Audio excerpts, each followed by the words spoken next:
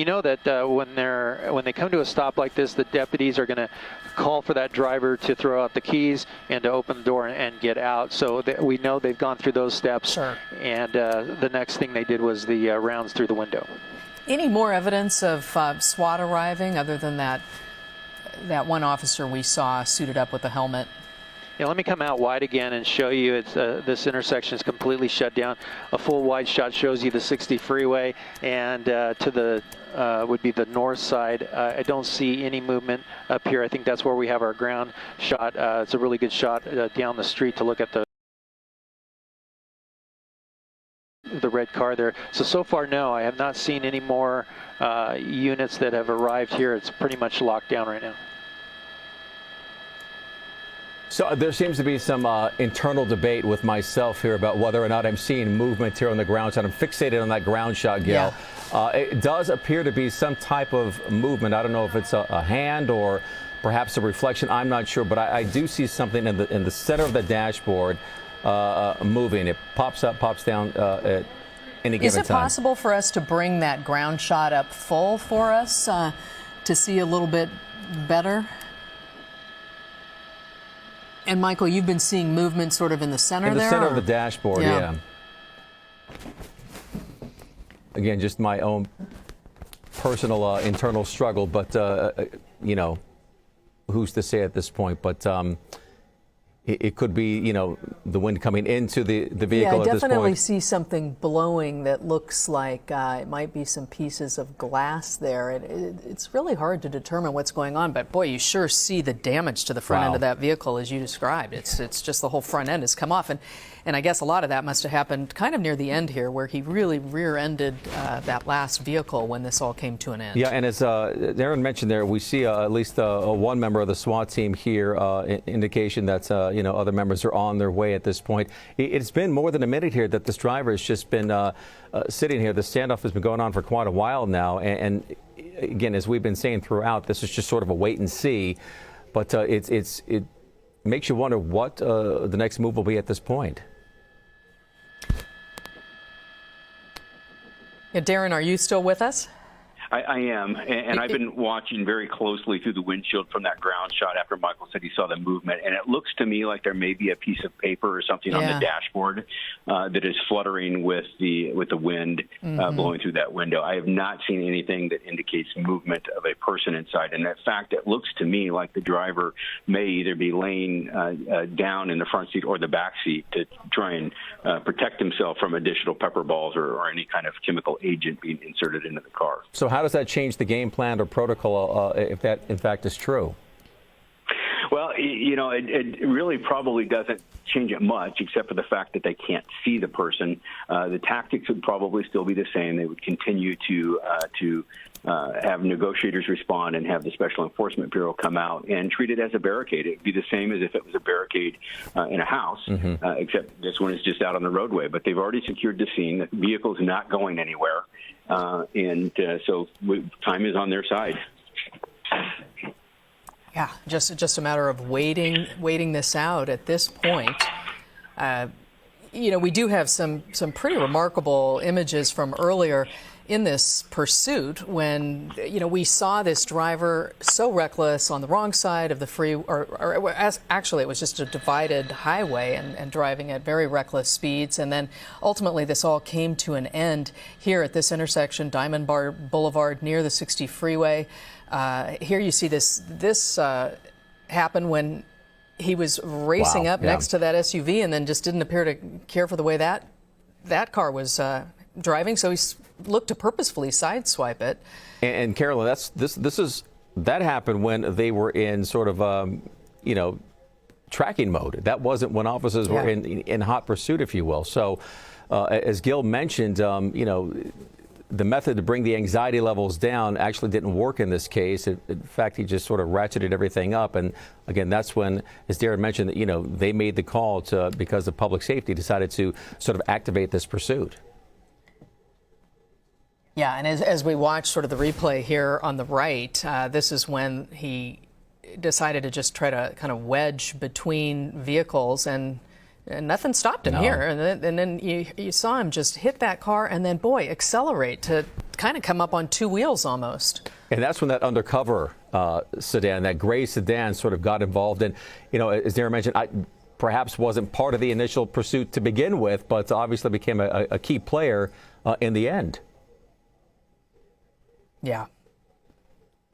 All right, so Gail, we're looking at the replay here. We're looking at your live shot from News Chopper 4 Bravo. Diamond Bar Boulevard here, just above the 60 freeway. A secured scene at this point.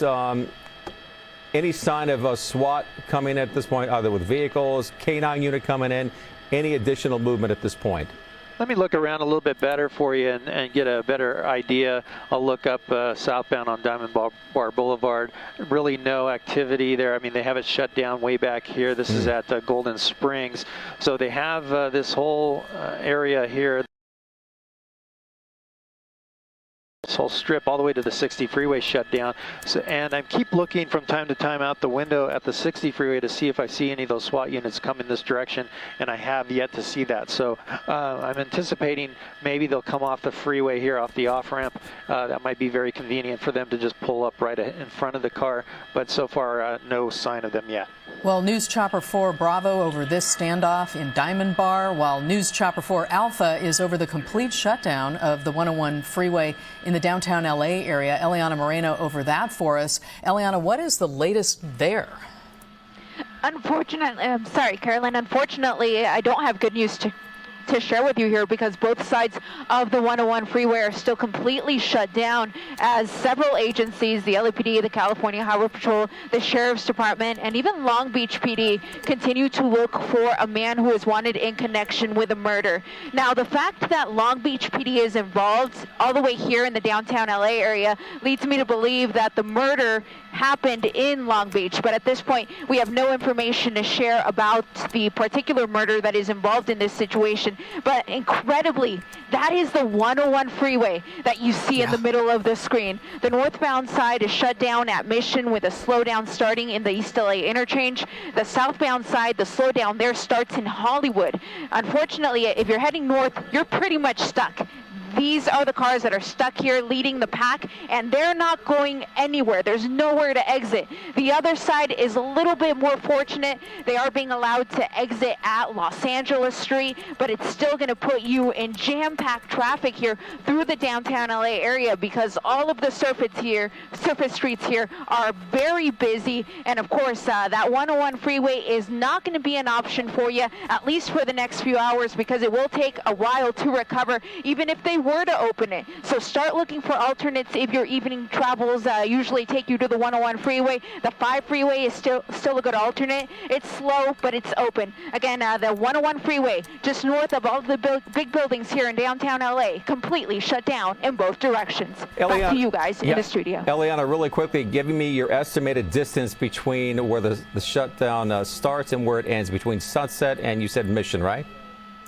So the slowdown starts at Sunset on the southbound side, but you're being forced off at Los Angeles. So we're really looking at a closure from Los Angeles Street over to Mission. I'm going to estimate that's at least a mile, maybe a little bit more.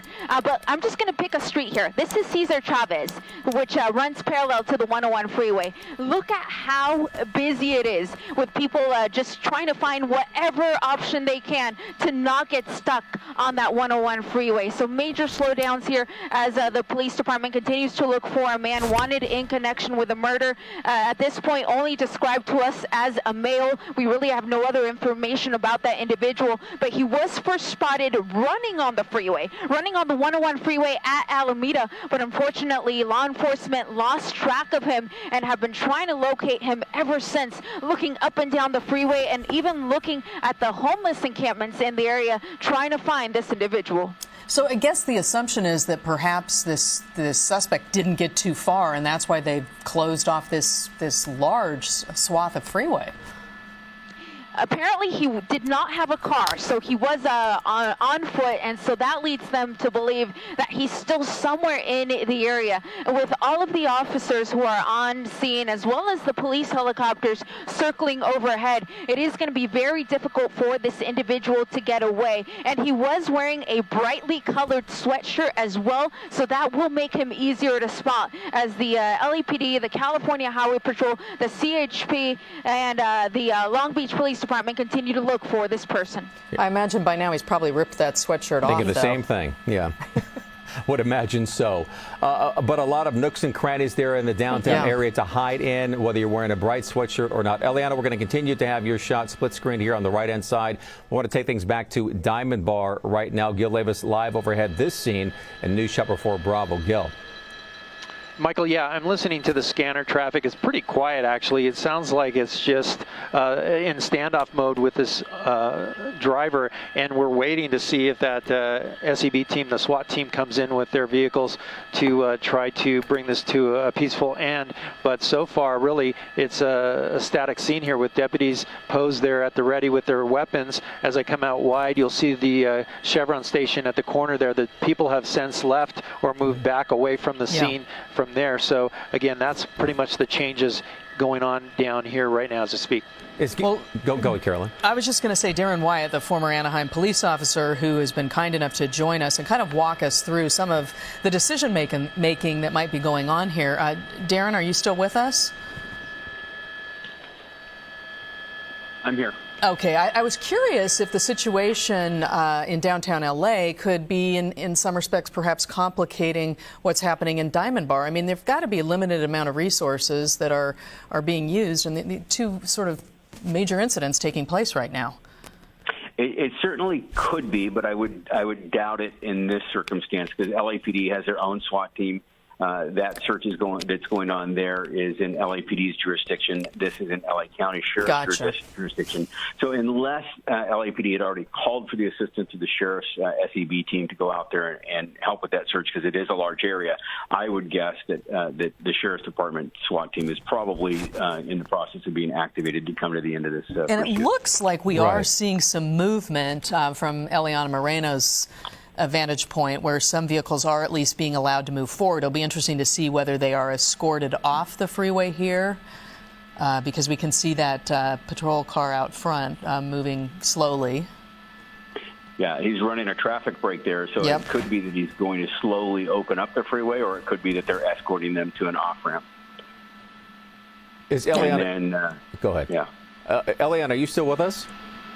Yeah, we are, and I actually do have an update for you. My pilot, Jim Pollard, was in connection with the LAPD airship, who told them that they are going to start to reopen the 101 freeway here in both directions because they fear that this person that they were looking for is now out of the area and away from where they were focusing their attention and their search. So the side that we're looking at here is going to be the northbound side. That was the side that was completely jammed. So that CHP officer starting to run a traffic break here to allow those vehicles to get up to speed and continue northbound here on the freeway. The southbound side is still working to reopen. I'm starting to see a small trickle of vehicles there, but again, that's going to be the closure there at Los Angeles Street. That CHP officer, I'm sure we'll get the word here in just a moment, to clear out of the way and allow the vehicle traffic to continue through. So this closure that affected the 101 freeway for over an hour, I think it was closer to about 2 hours, is slowly going to start to dissipate. Yeah, the impact from this certainly going to be felt for quite a while. I mean, once the freeway opens, it's going to take some time to correct all this logjam backup. Yeah, but at the very least, Darren, you can text your wife and give her the update on the traffic in downtown Los Angeles. That's for sure.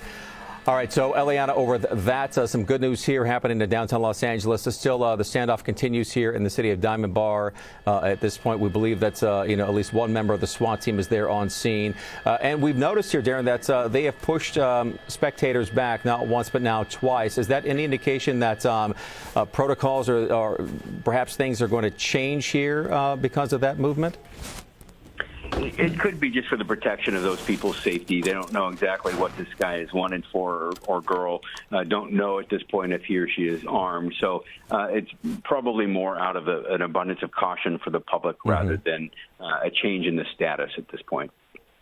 It's a challenge with these pursuits. You just don't know if the suspect's armed, and so I would assume you always have to figure safety first and assume that they do have a weapon and approach with absolutely. caution. Yeah. Yeah, absolutely. And generally in something like this, the first units are there. They set up a quick perimeter. As more resources get there and they have more people that can assist in moving people back and setting up the crime scene tape, et cetera, they'll do that because we want to keep everybody safe, especially in a situation like this where the driver already showed a wanton disregard for public safety in his driving. So if he is armed, he or she is armed, what else might they do? Yeah, and we want to remind everyone, and Darren, you were watching this as well and just horrified by what you saw. It started with a traffic collision involving at least one sheriff's deputy. Then we understand a second deputy was hit. We know at least 2 people were taken to the hospital, and then this red vehicle was off. And we just saw erratic driving at high speeds, often on the wrong side of the road, weaving across lanes, and then ultimately just wedging himself between cars that were at stop signs or stoplights and literally driving over one of them. Yeah, and intentionally ramming into several, right? At least 5 or 6 different vehicles. And just in my expert opinion, I would say that any of those people are victims of an assault with a deadly weapon, the weapon itself being the car, because it was an intentional act. There was no accident involved there. It was just on purpose. And you mentioned this covered Los Angeles County, San Bernardino County. So how does a prosecution happen of something like this? Do the different DAs get involved and figure out who's going to take the lead on it? Well, just a quick update. I do see a K-9 unit and some additional SEB members that have arrived on scene now. But yeah, LA County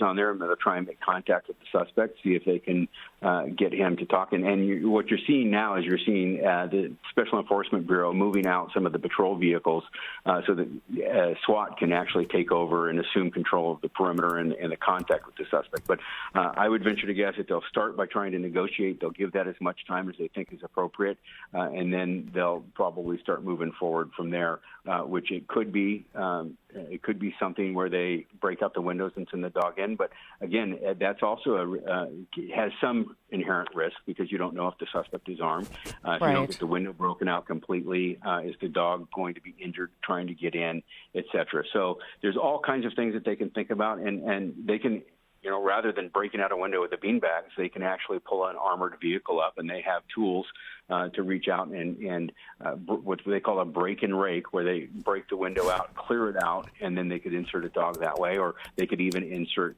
a hot gas canister or something like that to try and flush the person out. Yeah, we often see, those armored vehicles arrive on scenes such as this one. Don't see one here just yet, but that doesn't mean it's not on the way. Right, and those vehicles are larger, heavier, and they don't go the same speeds as an SUV or another vehicle. So it could take longer for them to get there. They're operated usually by drivers with a Class A license, so you have to get the right person to drive it out, et cetera. Yeah, exactly. It makes sense. So it does seem like they're adjusting positions here as some of these vehicles are being moved back. The K-9 vehicle.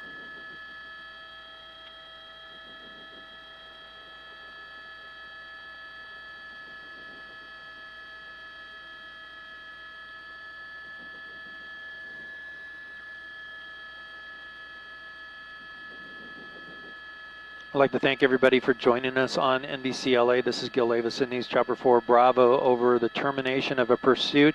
You see the SWAT team, that's the LA County Sheriff's Special sorry, the SWAT team's SEB unit. It's the Special Enforcement Bureau that's moving in. It's their equivalents of the SWAT team. They are moving into position a third vehicle to nearly completely surround this vehicle. We are hearing now that the driver of this pursuit vehicle is a female, and she has basically barricaded herself in the rear seat of this car. You see the SWAT team vehicle coming in really tight there on the driver's side, and will be blocking from now 3 sides of the vehicle. The driver has been throwing items out of the driver's side window.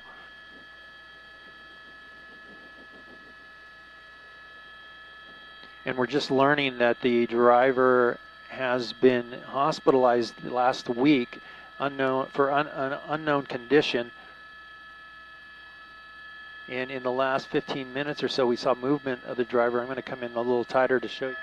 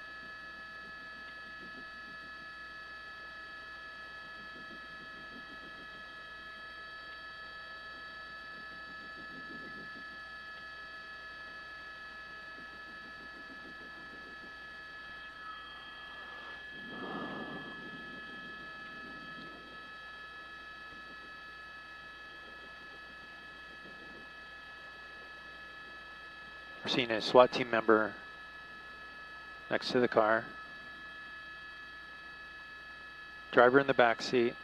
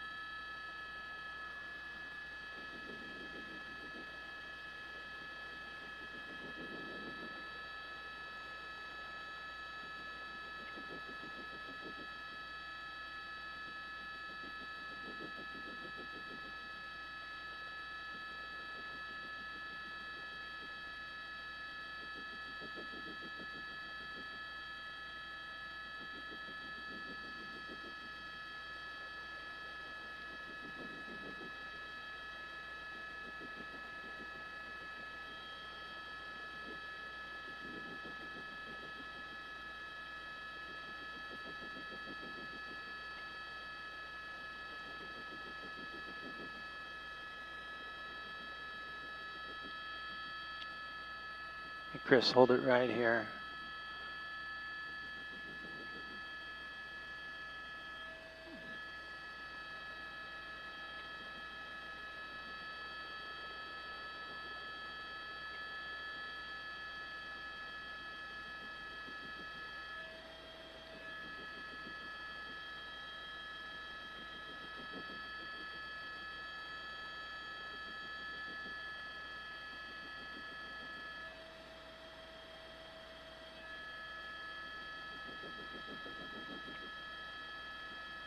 Let's not go any further forward.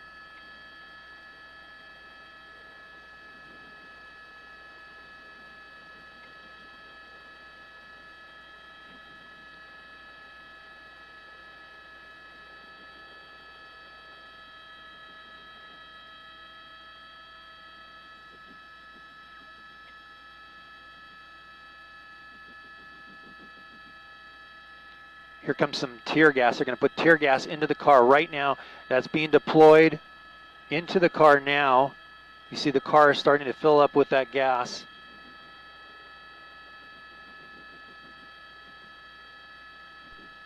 You mark tape. Completely filling the cab with that tear gas. A lot of tear gas being poured in there. As I come out to a wider shot, you see how the gas is blowing in the wind there. They put it right through the driver's side window.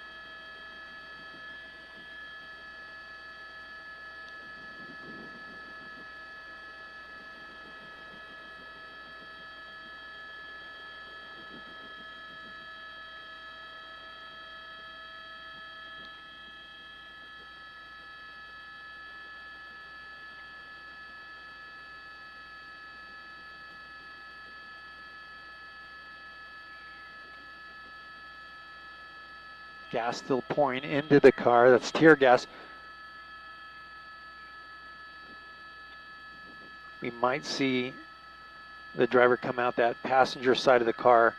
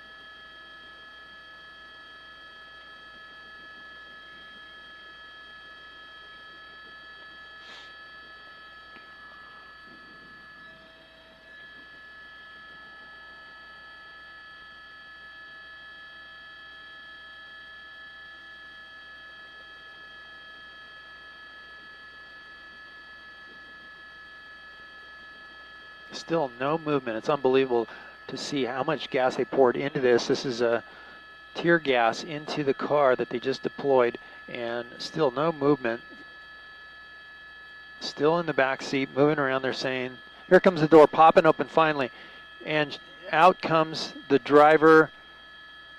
The driver, she's had enough. She's going to walk over to the curb, and they're going to be taken into custody right there. Oh, you know what? That might be a child. That might have been the 9-year-old child.